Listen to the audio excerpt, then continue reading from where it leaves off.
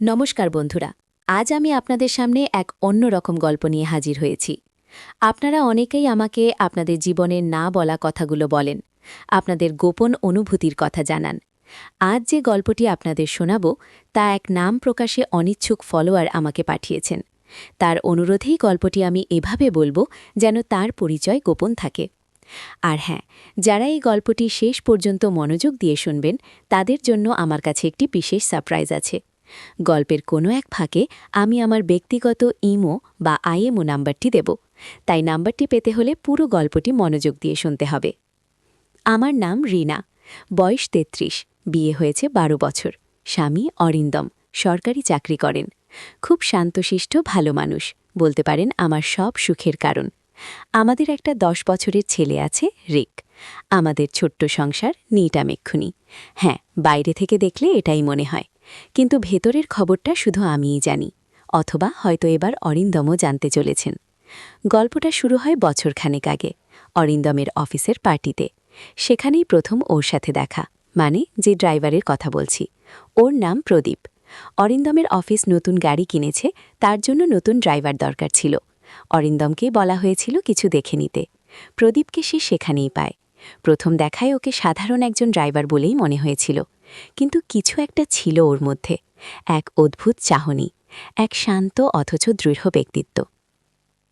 আমার বরের প্রাক্তন বান্ধবীর স্বামী ড্রাইভার, এই পরিচয়টা শুনতে কেমন খাপছাড়া লাগছে, তাই না? কিন্তু এটাই সত্যি। অরিন্দমের প্রাক্তন বান্ধবী ঈশা, তার স্বামী অভিক, একজন বড় ব্যবসায়ী। তার গাড়ির ড্রাইভার ছিল প্রদীপ।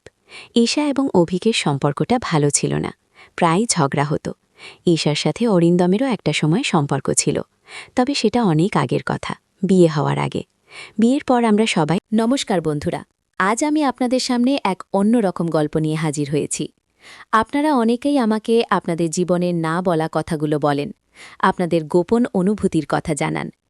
আজ যে গল্পটি আপনাদের শোনাব তা এক নাম প্রকাশে অনিচ্ছুক ফলোয়ার আমাকে পাঠিয়েছেন। তার অনুরোধেই গল্পটি আমি এভাবে বলবো যেন তার পরিচয় গোপন থাকে।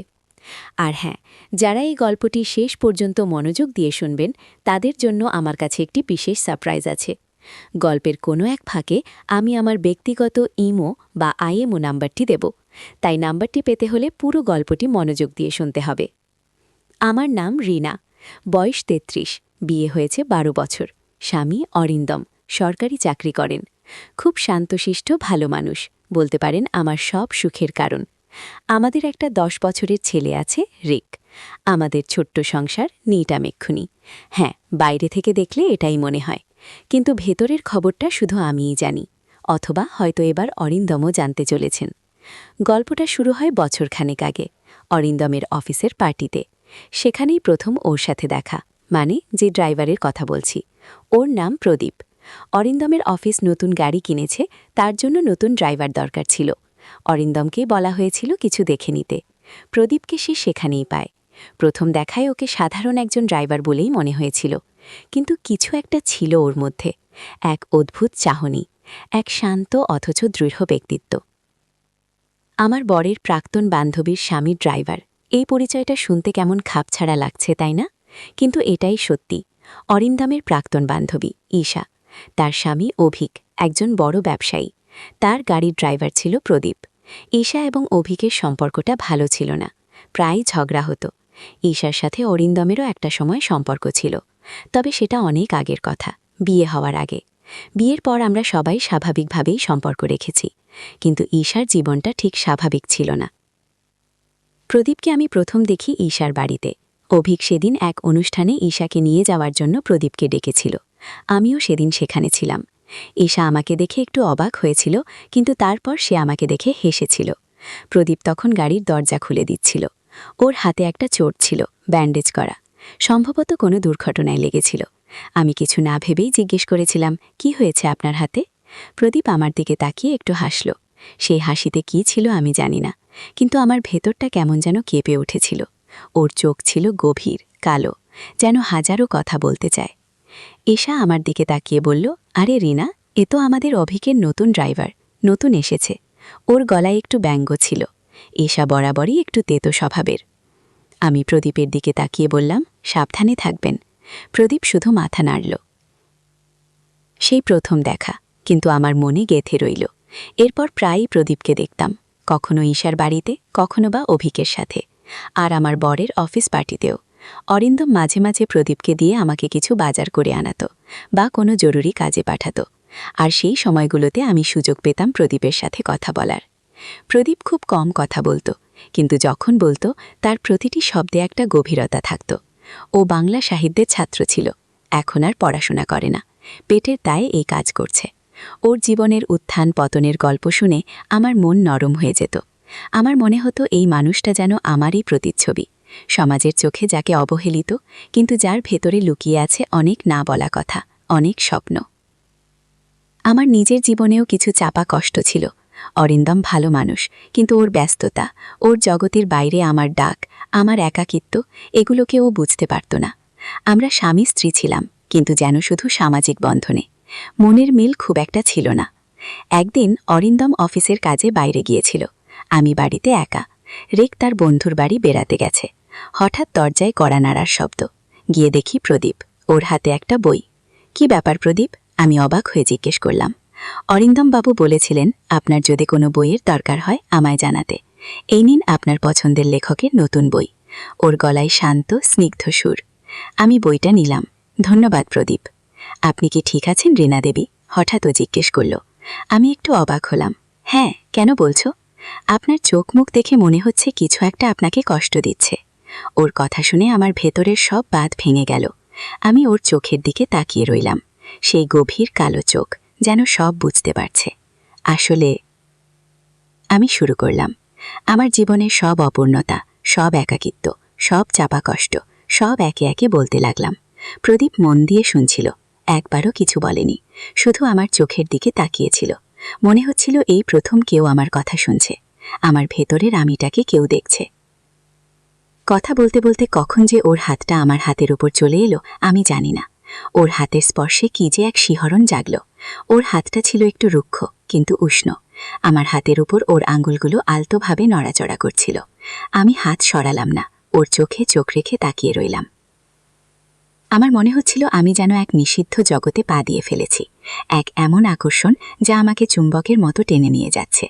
ভয় লাগছিল, কিন্তু সেই ভয়টাই এক অদ্ভুত আনন্দ দিচ্ছিল।